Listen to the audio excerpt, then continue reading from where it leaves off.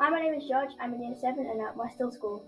I think reading is important because it can help you in all subjects in school. It can help you reading from textbooks or also just reading aloud.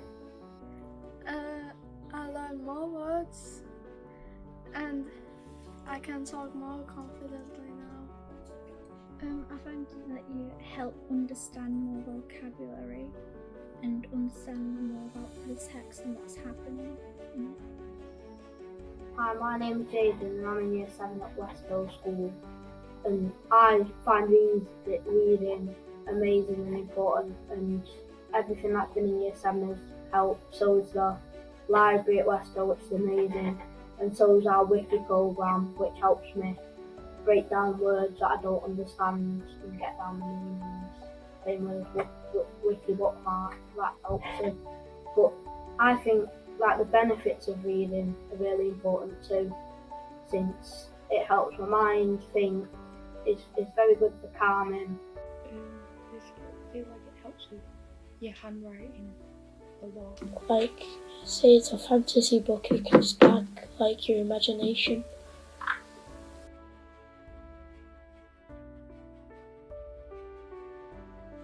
My favourite genre of books is probably more action books and books that normally don't cliffhangers. This is because it always leaves me excited to read the next day. I'm finding graphic novels and kind of books that a lot of words but slight pictures in them. Books like ghosts and that. I don't really know crime books and everything. So I don't know, I'm just really interested in that type of stuff. Say it's a fantasy book, which is the book I like to read. It's a fun thing because when you're reading it, it feels like you're inside the book. I like reading comics so I can understand the stuff more than just reading the words. To read books with a little bit of pictures and a little bit of words, but then you can make it up on the way.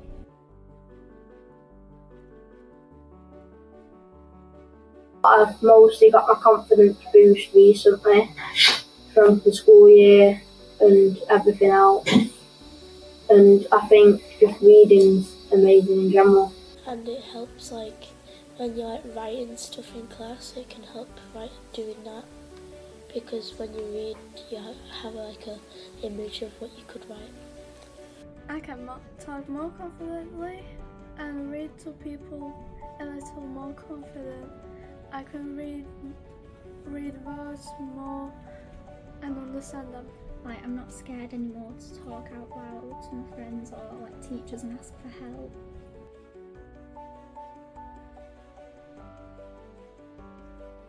Yeah, now I enjoy more somehow, and I just enjoy.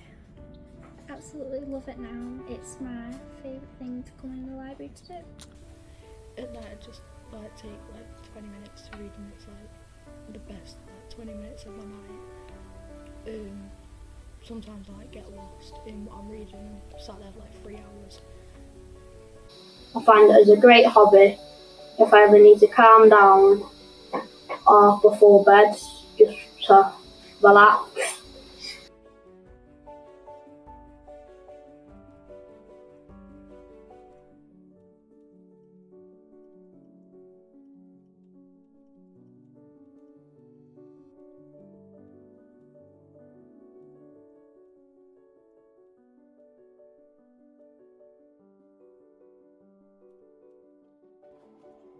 There were 12 of us, including Mama, Papa, Sarah and me.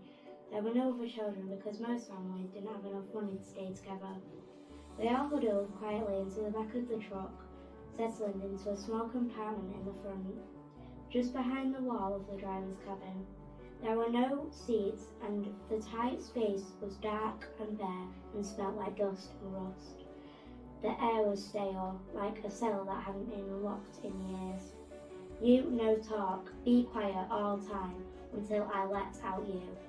Unless you want to be caught, okay? The driver said in broken English. I flinched into Baba and took the deepest breath possible before the driver replaced a small metal sheet he'd cut out of the false wall to get us all in. We were now cut off of the outside world.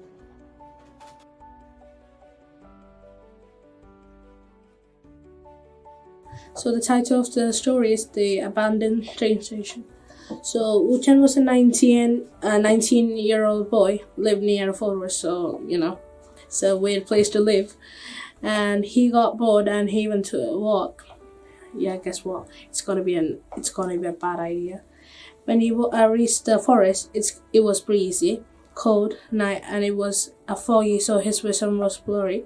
He saw an abandoned station, and he thought it would be nice for an adventurous night. Trust me, it's gonna be a bad ending.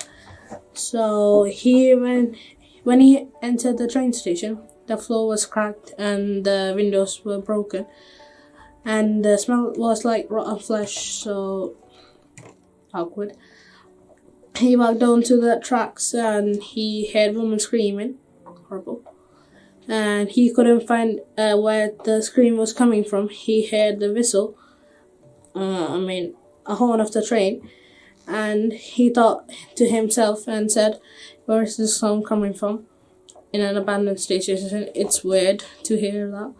So suddenly he turned his body and he saw a scary looking train, not an ordinary one, so like sharp teeth and eyeball with no pupil and thingy.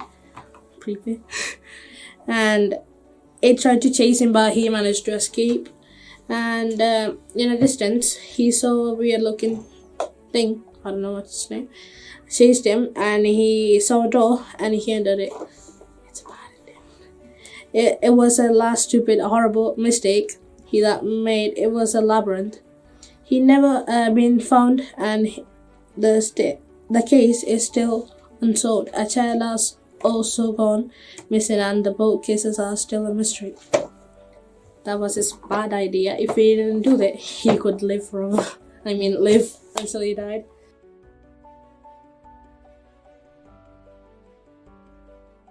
I'm reading an extract from a book called Red Admiral, the Racehorse by Pippa Funnell. It's about a horse that she rode at a competition. Hello everyone. The idea for my stories grew while I was out on a long rides and driving to various competitions. I found my imagination full of characters and storylines. So Tilly and her horsehair bracelets, based around a simple bracelet that was made out of the tail hairs of a wonderful horse I once rode, were created. I wrote the stories to help us all understand the responsibilities we have when involved with horses and ponies, whether looking after them, riding them, or even dreaming about them, building those partnerships based on trust and mutual respect. I love the saying, if you want to have a good friend, you need to be a good friend. This is how we should all be to both horses and humans.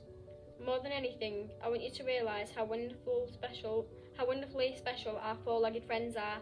I have been so very lucky and privileged to have many, many great moments with them. They are absolutely my whole life, and it's thanks to them these stories about Tilly following her passions came into being. I hope you enjoy them.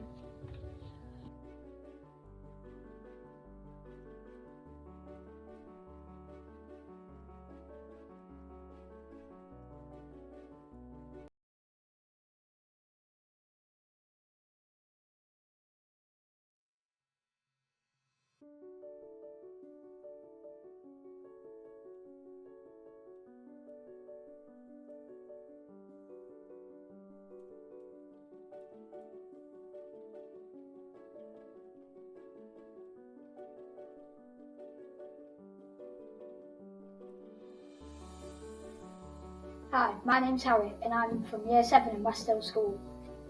This wiki programme we've been learning in our English lessons, and it's a few ways that it's helped us.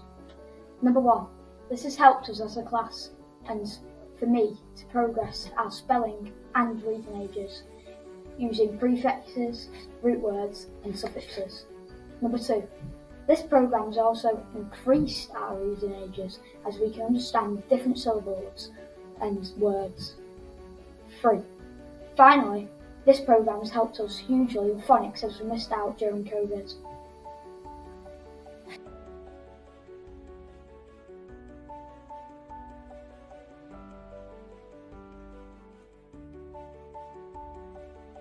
I felt like it was really overwhelming.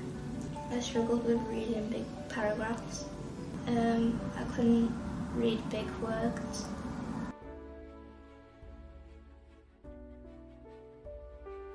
I visit the library more often and I can read more. I'm reading big paragraphs and words. Or comics. I find them fascinating. I like reading one called Dogma. It's helped me in English because I can read a full paragraph without struggling.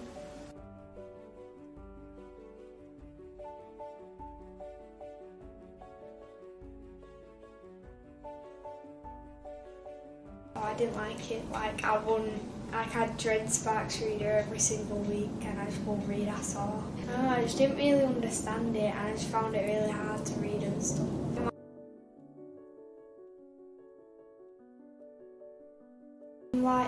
How to use the sentences and put them together, and then comprehension and word study, so with vocabulary and stuff.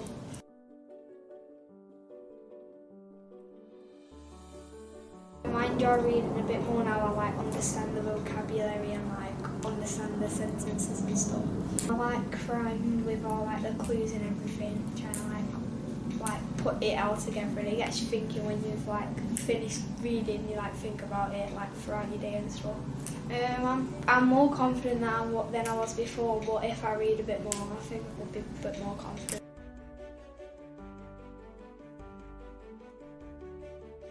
In my English, definitely with the vocabulary and stuff, I use it in my English work, and when I read the books, I understand it more than I did before Lexia.